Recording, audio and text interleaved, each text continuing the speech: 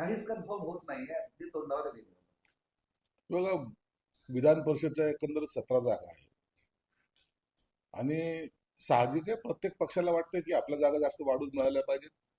त्या संदर्भात त्या चर्चा हे होत आहेत. आता तिढा असा काही जास्त राहिलेला नाही. स्वतः मुख्यमंत्री साहेबांनी सांगितलं की सर्व फायनल झालेलं आहे, फक्त आता 1-2 जागेचं जे आहे ते आम्ही बसून एका मिनिटात फक्त यस नो करायचं राहिलेलं आहे. म्हणून आज संध्याकाळपर्यंत मला वाटतं वाट पाहावी लागेल. आज संध्याकाळपर्यंत हा सर्व तिढा सुटलेला असेल. त्याच्यानंतर उमेदवारी, त्याच्यानंतर मग ते लढणं वगैरे सर्व प्रकार आले. परंतु आता महायुतीमध्ये कोणताही तिढा नाही असं एकंदरीत चित्र पाहायला मिळतंय मला. संभाजीनगरच्या जागेवर तुम्ही कायम होते आणि शिवसेनेनं हटकाने ती सोडवून घेतली असंही एक ऐकतोय. आतापर्यंत असं कोणताही जागा कोणती सोडवली, कोणती आहे आहे किंवा नाही या संदर्भामध्ये स्पष्टीकरण देणं योग्य नाहीये. जोपर्यंत हे वरिष्ठ नेते, तिन्ही नेते देवेंद्र फडणवीस, एकनाथ शिंदे आणि सुरेंद्रताई वहिनी जे आहेत यांनी जो पण घोषणा करत नाही, या चर्चेला काही अर्थ राहणार नाही. ठाणे, नाशिक, संभाजीनगर आणि परभणी या तुम्हाला मिळते असं ही चर्चा. नाही आता मिळतायत कोणत्या याचा चर्चा स्वतःच एकनाथ शिंदे साहेब करतायत. म्हणून शिंदे साहेब जेव्हा चर्चा करतायत तर त्याच्यावर आता पुन्हा आम्ही भाष्य करणं म्हणजे त्या चर्चेमध्ये आम्ही सहभागी आहोत असं दिसतं. तसं असं कोणी त्यात सहभागी नाही. ते तिन्ही नेते वरिष्ठ पातळीवर निर्णय घ्यायला सक्षम आहेत. तुम्ही म्हणतात वाद नाही, मग सगळे महत्वाचे नेते दिल्लीत तळ ठोकून का बसलेले?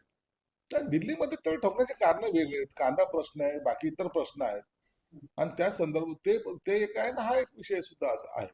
परंतु या विषयासाठी एवढी गहन चर्चा करण्यासारखा नाही आहे. हे समंजसपणाने हा विषय संपून जाईल. अमित शहाबरोबर याबाबत बैठक झाली. आता दिल्लीला नेमकं कशा कशा प्रश्नावर बैठक झाली याबद्दल तर मी स्पष्टीकरण देऊ शकत नाही. आज मनोज जरांगे पाटलांनी पत्रकार परिषदेत 30 तारखेपासून ते पुन्हा उपोषणावर असणार आहे. कडक होणं जे आहे ते उपोषण असणार आहे. मनोज जरांगे आता 30 तारखेला बसतायत अशी घोषणा त्यांनी आता केली. सरकारही या सगळ्या प्रश्नावर गंभीरतेने पाहत आहे. मला वाटतं आजही काही प्रकाश लाड वगैरे काही जाणार अशी माहिती आहे. परंतु सरकार या सगळ्या गोष्टीचा किंवा त्यांच्या असलेल्या मागणीचा विचार जरूर करते आणि आता ते केव्हा निर्णय घेत आहेत हे आता आपल्याला कळेल. 1-2 दिवसामध्ये कळेल त्यांनी काय निर्णय घेतलाय किंवा सरकारकडे जे काही सरकारची जी काही भूमिका आहे मला वाटतं ते वरिष्ठ पातळीवरच त्याच्याबद्दलची घोषणा ही होईल. त्यांचं म्हणणं आहे सरकारने वारंवार फसवलंय, त्यामुळे आता निर्णायक आंदोलन करते त्यांचा उपोषणाचा रोख तो त्यांच्या दृष्टिकोनातून योग्य आहे. सरकारची काय भूमिका आहे हे सरकार मांडेल. म्हणून आता सरकार आणि त्यांच्यात काय चर्चा चालू आहे याबद्दलचा माहिती आमच्याकडे नाही.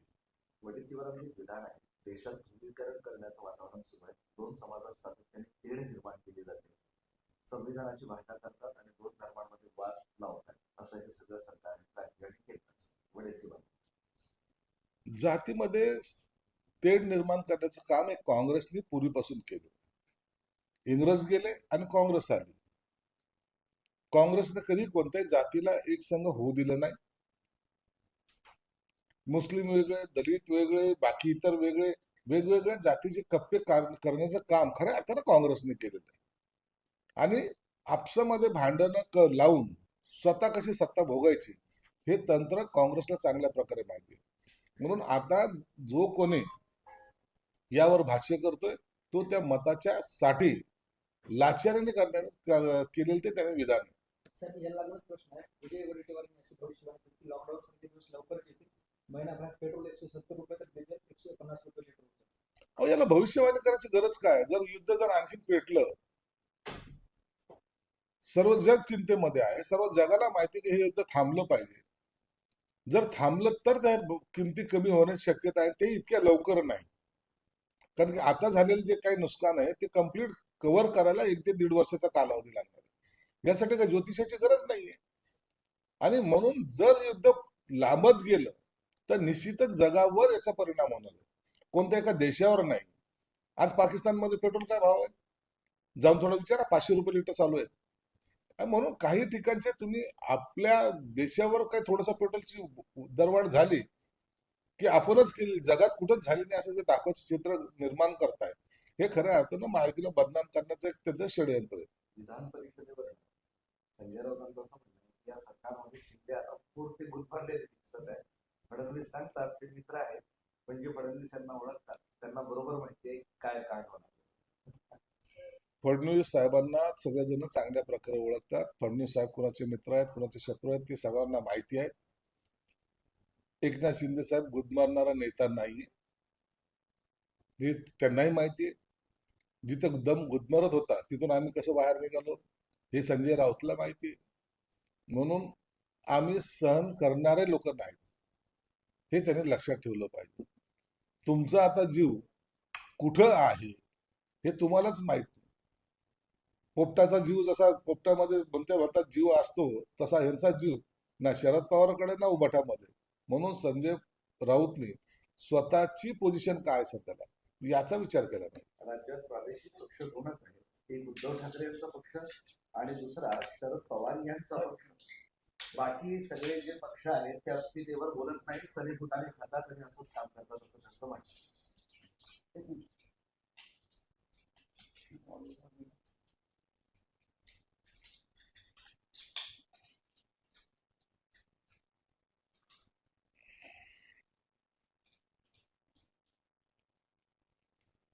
तर मी सांगतो की राज्यात प्रादेशिक पक्ष दोनच आहेत, एक उद्धव ठाकरे यांचा पक्ष आणि दुसरा शरद पवार यांचा पक्ष, जे राज्याच्या अस्मितेवर बोलतात. बाकी जे दुसरे आहेत ते चलेफुटाने गोळा करण्याचं काम करतात. संजय राऊत. संजय राऊत कोणत्या नशेमध्ये बोलतो देव जाणे. खरं तर दो हंसों का जोडा बिछड़ गयो रे हे गाणं त्यांनी म्हणलं पाहिजे. तो पक्षाबद्दल बोलतोय. आता या पक्षाचे अस्तित्व कुठं आहे का? सर्वसामान्य माणसाला विचारा ना, आता कुठे आहे ते पक्ष? कोणत्या तरी निवडणुकीमध्ये 2 नंबरवर आहेत, 3 नंबरवर आहेत, असं कुठं चित्र आहे? बेस नसलेले बेसलेस विधानं करणं हे संजय राऊतचा गुणधर्म आहे.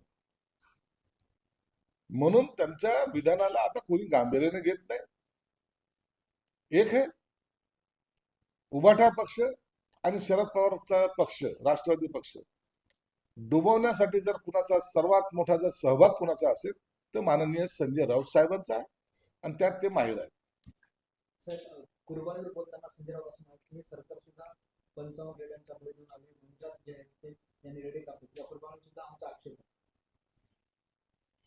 आणि त्यांनी सरकार स्थापन करण्यासाठी रेडे कापले. तुम्ही रेड्यापेक्षा दुसरं काय असेल ते कापा.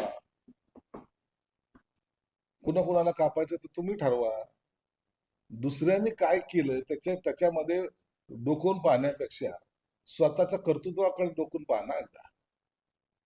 तुमच्या असलेल्या कर्तव्य काय त्याला म्हणता येईल गुणवत्तेमुळे हे सरकार गेलं, तरी तुमची हेकाटी जी आहे ती आताही कमी होत नाही. आताही तुम्हाला त्याच आविर्भावात आहात. उद्या जरी निवडणुका लागल्या ना तरी हे म्हणायला मोकळे होतील, आता उद्धव ठाकरेंचा चेहरा घेऊन आम्ही निवडणुका लढणार. हे त्याचे ठरलेले वाक्य. यांना आता पक्षाशी काही देणं घेणं नाही, पक्ष संपवण्याची खंत नाही, आणि कार्यकर्त्याला सांभाळण्याची त्यांच्यात दानत सुद्धा नाही. दुर्गाडी किल्ल्याबाहेर कल्याणच्या नेहमीच तुम्ही आंदोलन करतात. आज तुमच्याही शिवसेनेने केलं, दुसऱ्याही शिवसेनेने केलं, तिथे हिंदूंना प्रवेश दिला जात नाही आजच्या दिवशी असा आक्षेप. दुर्गाडी किल्ले संदर्भामध्ये अनेक वर्षापासून हे आंदोलन चालू आहे. फार आनंद दिघे साहेब असताना पासून तिथे आंदोलन करता आलेलं आहे. त्या ठिकाणी असलेला उत्सव हिंदू धर्मियांचा हे आम्ही मानतो आणि तो पाळतो सुद्धा. काही लोकांनी जाणीवपूर्वक तिथं प्रवेश नाकारत होते. त्या साखळा तोडून, ते बंधनं तोडून मग जो कोणी बरोबर येईल त्यांना बरोबर घेऊन आम्ही ते आजचा कार्यक्रम हा तिथे करत असतो, आणि तो आजही होणार. ईदच्या दिवशी खास करून ज्यावेळेस कुर्बानी देतात त्यावेळेस हिंदूंना आता पूर्ण प्रवेश बंद केलं तर त्याचा उद्रेक होईल. हिंदू ऐकणार नाहीत, हिंदू जातील तिथे. हा एक महत्वाचं काम पोलिसांनी संभाजीनगरमध्ये कारवाई केली. जनावर 100 सोडवले. मुक्का लावण्याचा निर्णय पोलिसांनी घेतलाय. सातत्याने आवाहन केलं होतं की गोवंश देऊ नका, बळी, तरी सुद्धा हे प्रकार वाढत चालल्याचं दिसतंय. त्यामुळे सगळीकडे राज्यात संभाजीनगरसह कारवाई करावी. नाही, काही लोक जे आहे ना स्वतःच्या हट्टापायी असे गैरप्रकार करतात. एवढं मोठं आव्हान केल्यानंतर काल काही गायी कापण्याचा प्रकार या संभाजीनगरमध्ये झाला. जवळपास 8 लोकांना त्यात अरेस्ट केलेले, आणखीन धरपकड चालू आहे. आताही पोलिसांचं कारवाई आणि लक्ष या सर्व ह्याच्या घटनेकडे आहे आणि जे पकडले गेले त्यांनी जाणून बुजून या शहरामध्ये दंगल कशी होईल किंवा या शहरामध्ये शांतता भंग कशी पावेल हा प्रयत्न केला, म्हणून त्यांच्यावर मोकोका कायद्या अंतर्गतच कारवाई होणार आहे हे आम्ही स्पष्ट केले.